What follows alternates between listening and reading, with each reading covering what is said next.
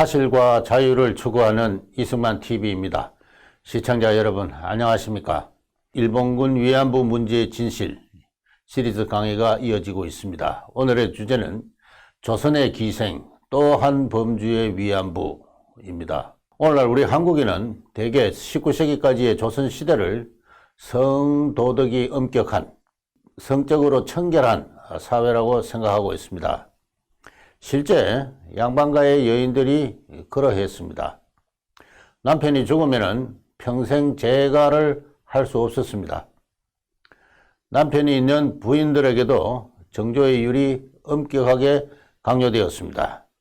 부녀자가 외간 남자와 만나는 것은 법적으로 금지되기도 했습니다. 저는 이러한 조선왕조의 정책이 그리 아름다웠다고는 생각하지 않습니다. 여성의 인권을 심하게 제약하는 악법으로서의 성격도 갖고 있었습니다. 어쨌든 오늘날 우리 한국인들은 조선시대를 성적으로 청결한 사회로 간주하고 있는 가운데 20세기에 들어와서 성립한 오늘날에도 여전히 치성을 부리고 있는 매춘산업은 일본인이 가지고 들어온 나쁜 풍속이라고 생각하고 있습니다. 그런데 과연 조선시대는 성적으로 청결한 사회였을까요? 저는 아니라고 생각합니다. 저는 세계사에서 또 오늘날에도 이 지구에서 성적으로 청결한 사회는 없었고 지금도 없다고 생각합니다. 물론 각기 상이한 법과 문화와 종교를 배경으로 해서 지역마다 민족마다 성모랄은 차이가 있겠지요. 조선시대의 여인들에게 강요된 엄격한 정조율은 어디까지나 고급 양반 신분의 가문, 그 아녀자가 대상이었습니다. 상민이나 천민신분의 여인에게 정조율이 엄격하게 강요되지는 않았습니다. 물론 그 경계는 다소 애매합니다만 오히려 양반 신분의 남성에 의해 천민신분 여성에 대한 성적 폭력이 광범하게 자행된 시대이기도 했습니다. 바로 오늘 이야기하는 기생이 그러한 성적 지배와 폭력의 대상이 된 천민신분의 여인들이었습니다. 조선왕조의 지방행정기구나 군사기구인 감령이나 병령이나 군현이나 진에는 관비, 곧 관에 속한 계집종이 있었습니다. 관비는 두 부류로 이루어졌습니다. 하나는 물을 깃고 밥을 하는 계집종인데 급수비라고 했습니다. 다산 정약용 선생은 그의 목민심서에서 천하에 불쌍한 것이 이들 급수비인데 얼굴이 초하고 머리도 봉발인데다 주야로 쉴 틈 없이 일하는 것이 너무나 고단하여서 수령된 자는 때때로 옷도 주고 양식도 주고 남편의 사정이 어떠한지도 보살펴서 혜택을 베풀어야 한다라고 했습니다. 다른 한 부류의 관비는 기생입니다. 달리 표현해서 주탕이라고도 했습니다. 기생은 관아에서 벌이는 잔치에 나가 노래를 하고 춤을 추는 역을진 계집종이었습니다. 나아가 수령이나 관아를 찾은 빈객의 침실에서 숙직을 해야 했습니다. 그것을 가지고 방직 또는 수청이라 했습니다. 근데 문자 그대로 숙직은 아니고 보통은 수령과 빈객과 동침하면서 성적 위안을 제공하였습니다. 그래서 기생이라고 하면은 춤과 노래와 성적 위안의 세 가지 임무를 부여받은 관의 메인 계집종으로 정의할 수가 있습니다. 반드시 관을 상대로 해서만은 아니고 양반들이 벌리는 잔치나 양반 사가에서 벌리는 연회에 나가서도 춤을 추고 노래를 했습니다. 보여드리는 이 화면은 해원 신윤복이 그린 연꽃놀이 그 연회에서 기생을 데리고 노는 잘 알려진 그림입니다. 이 대목에서 한 가지 지적해 둘 점은 계집종이 성적 위안을 제공하는 그 일은, 그 역은 기생과 같은 관의 메인 관비만의 일은 아니고 민간 사가의 계집종의 경우에도 마찬가지였다는 사실입니다. 민간에서도 귀한 손님이 와서 집에 묵으면 계집종으로 하여금 수청을 들게 했습니다. 저는 그러한 손님 접대의 관행은 삼국시대로까지 거슬러 올라가지 않나라고 생각이 들기도 합니다. 그것이 후대로 내려오면서 노비라는 신분제가 발달하자 계집종의 역으로 바뀌었던 것이죠.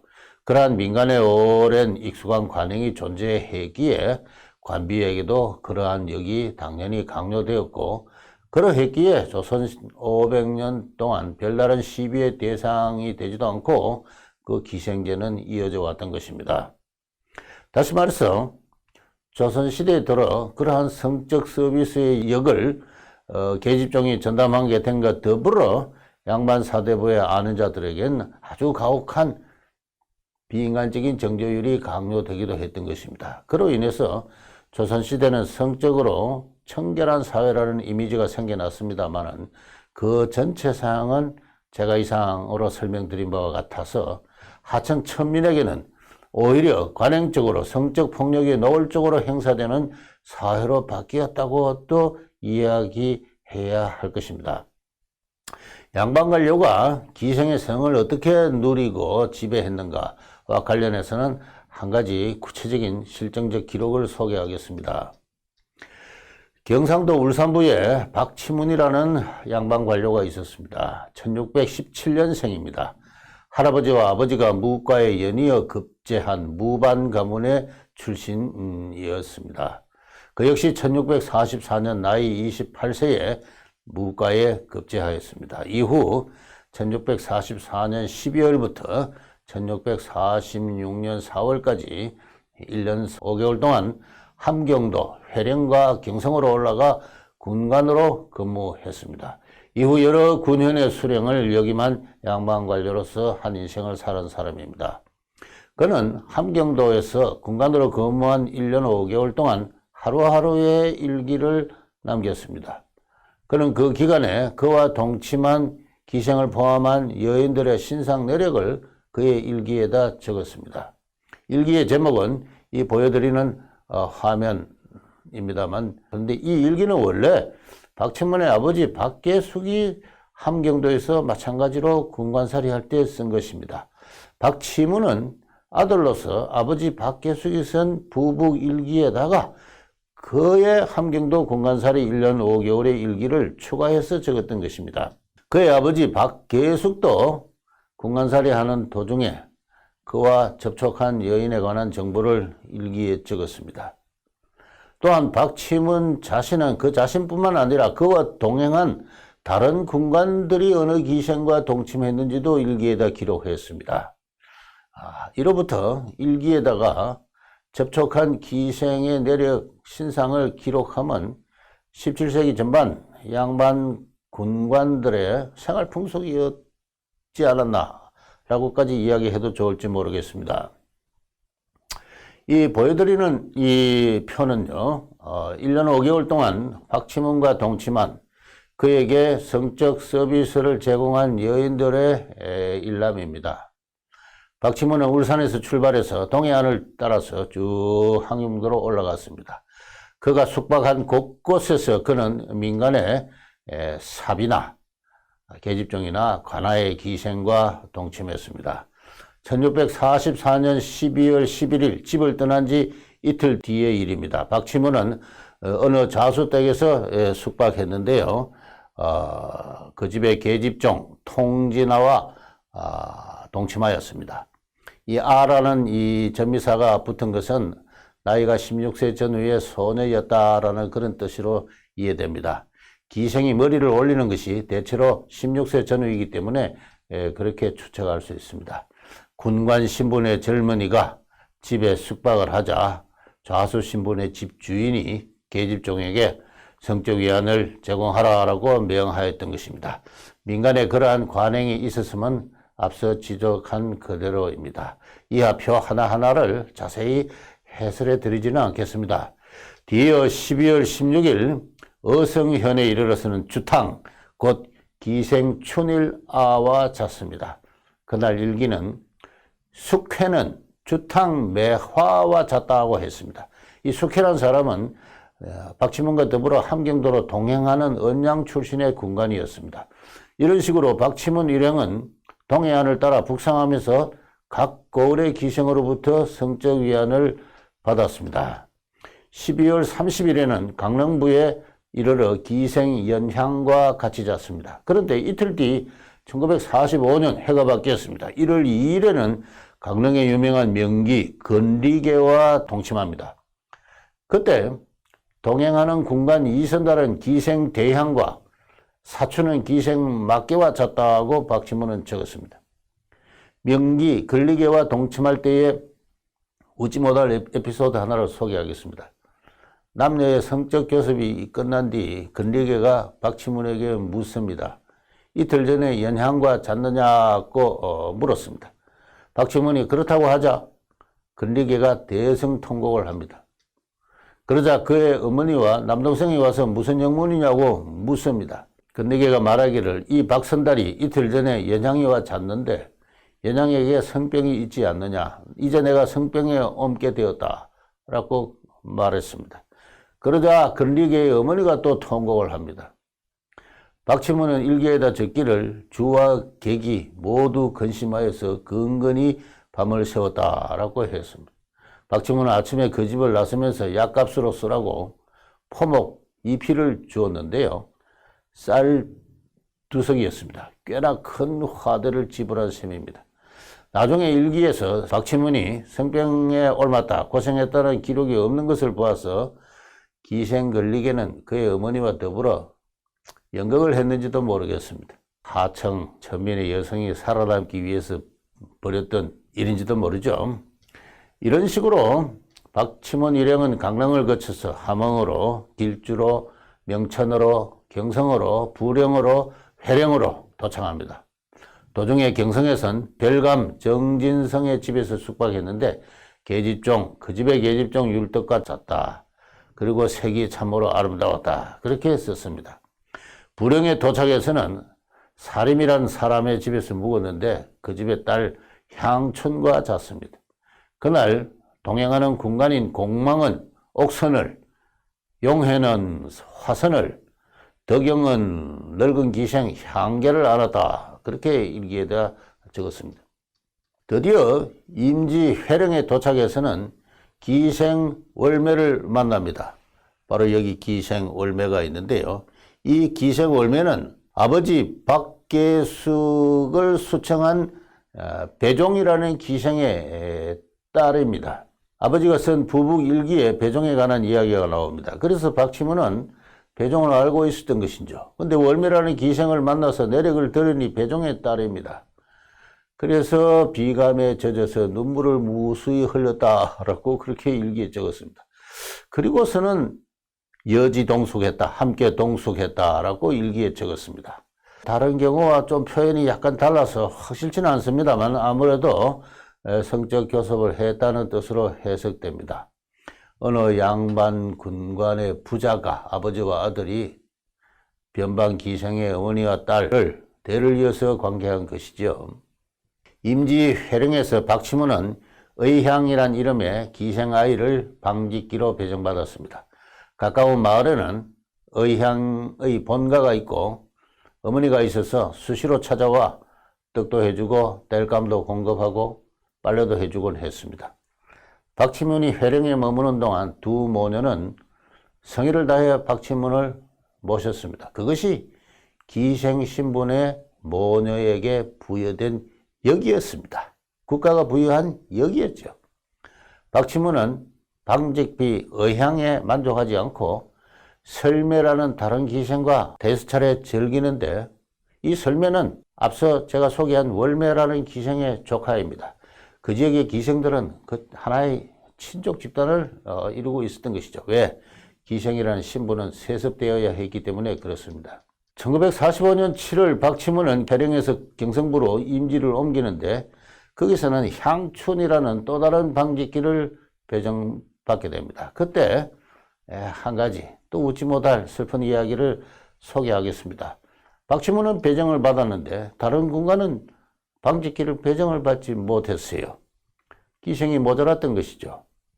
그러자 경성부사가 태양이라는 민간의 계집종 사비를 불러서 너 방직기 구실을 하라라고 명을 합니다. 그러면서 하는 말이 너가 전 남편이 죽은 지 몇 년 동안 수절을 하고 있다고 들었는데 참으로 가상한 일이다. 그렇지만 방직기가 모자라니 어쩔 수 없다. 어느 군관을 집으로 데리고 가서 모셔라. 그렇게 명령을 합니다. 그렇지만 태양은 말을 듣지 않습니다. 그러자 경성부사가 태양의 어머니와 오빠를 잡아와서 곤장을 칩니다. 그러자 태양이 할 수 없이 그 지정된 군관을 모시고 집으로 갔다는 이야기가 일기에 나옵니다. 박치모는 가히 우습다, 가소롭다 그렇게 적었습니다. 이처럼 양반 관료들은 천한 신분의 여인이 죽은 남편을 위해서 수절하는 것을 가상하다고 평가하면서도 그녀에게 의무도 없는 민간의 사비니까요. 수청을 강요했습니다. 말을 듣지 않으니까 어머니와 오빠를 잡아와서 장을 쳤습니다.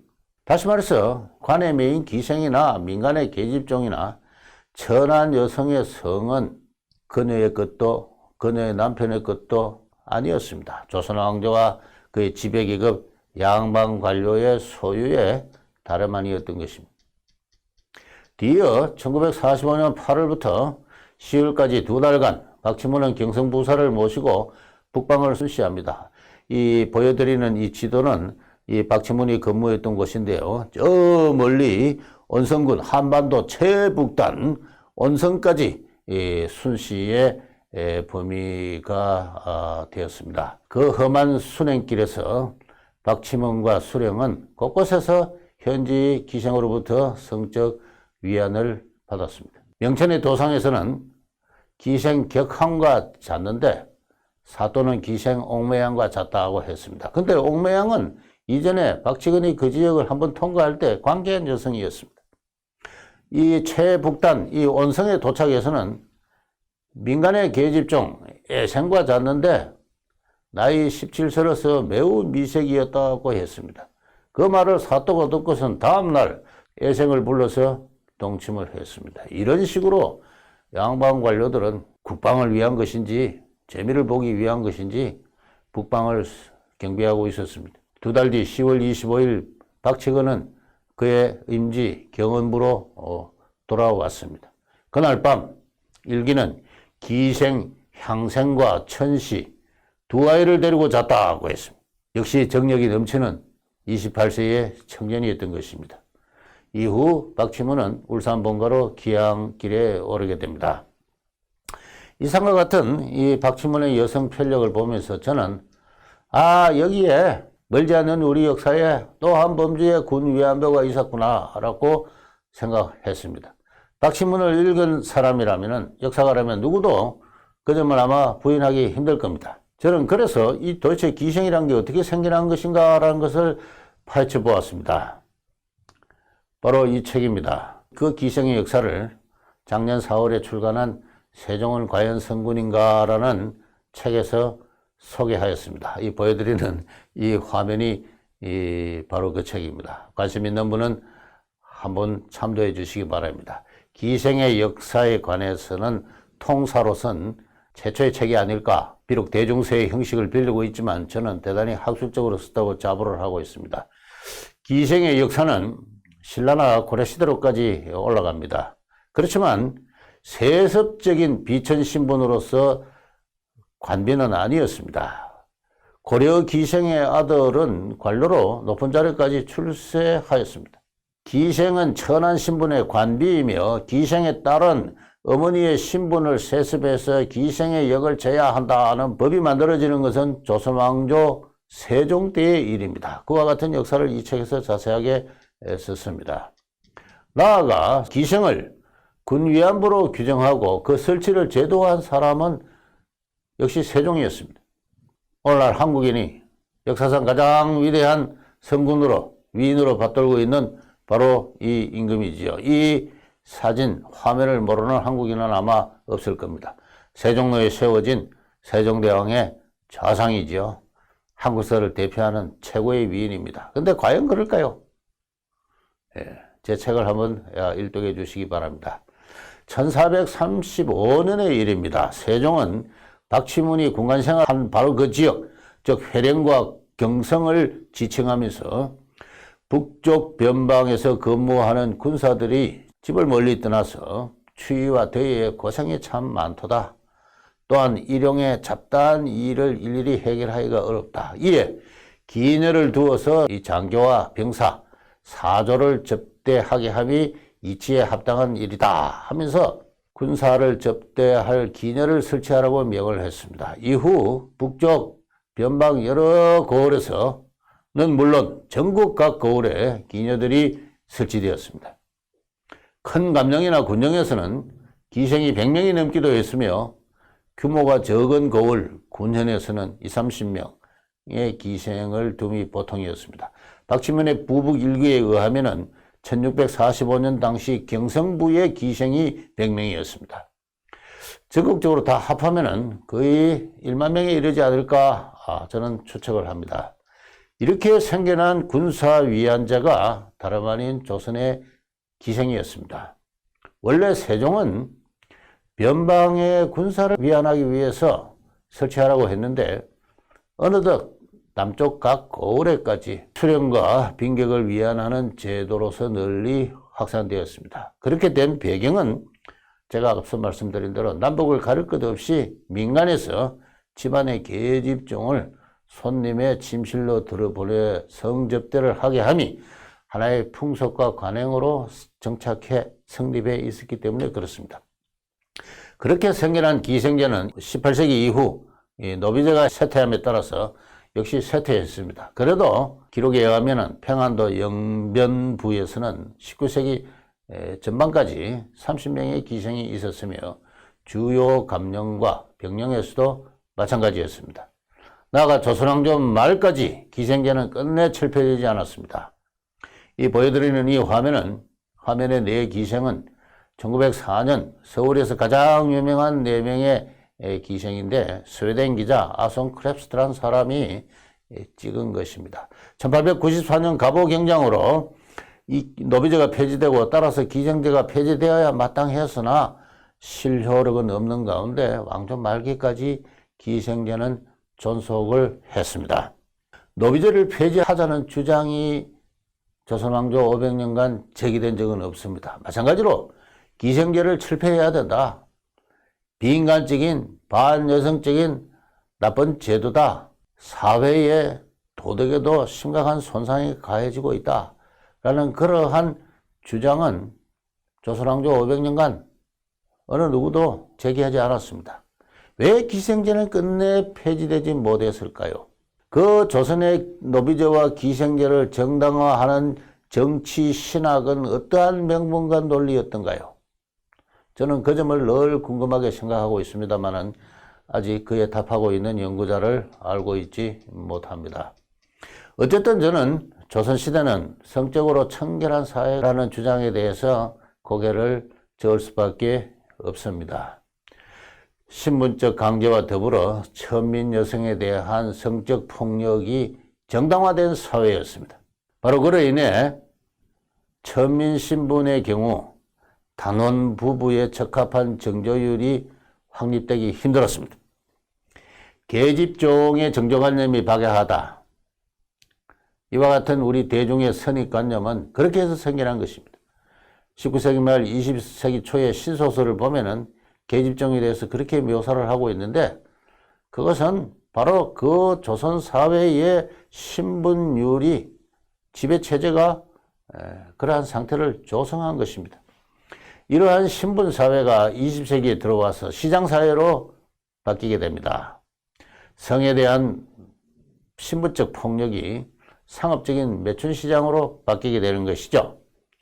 20세기 공창제 역사는 이 같은 이전 시대와의 관계를 전제해야 올바로 이해된다고 하겠습니다. 일제가 나쁜 풍속을 가져 들어왔다.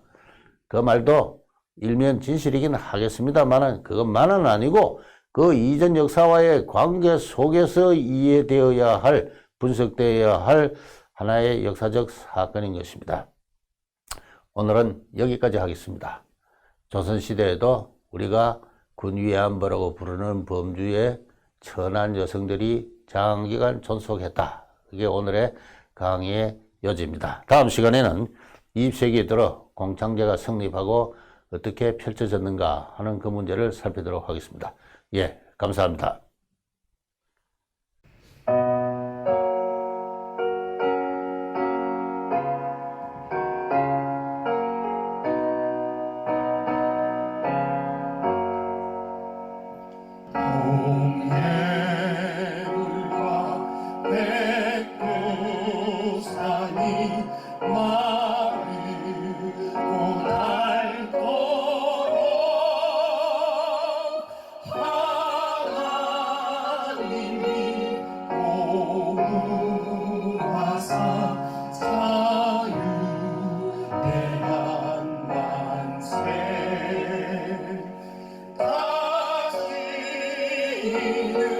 종예 멍에